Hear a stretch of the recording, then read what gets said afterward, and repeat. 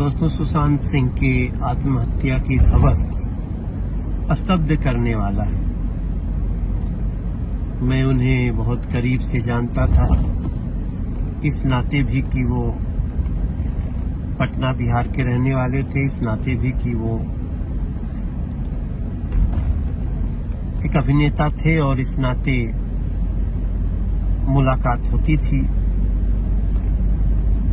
और इस नाते भी कि धोनी अनटोल्ड स्टोरी फिल्म में उन्होंने काम किया, तब उन्हें बहुत करीब से जानने समझने का मौका मिला, क्योंकि ये फिल्म हमारे ब्रदर इन लॉ ने बनाई, अरुण पांडे जी ने।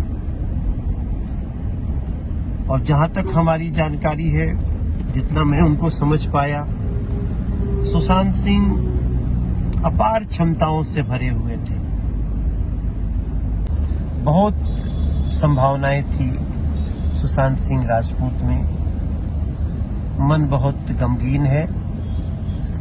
ईश्वर उनके परिवार को यह दुख बर्दाश्त करने की शक्ति दे और अपने चरणों में स्थान दे। बहुत याद आओगे सुशांत।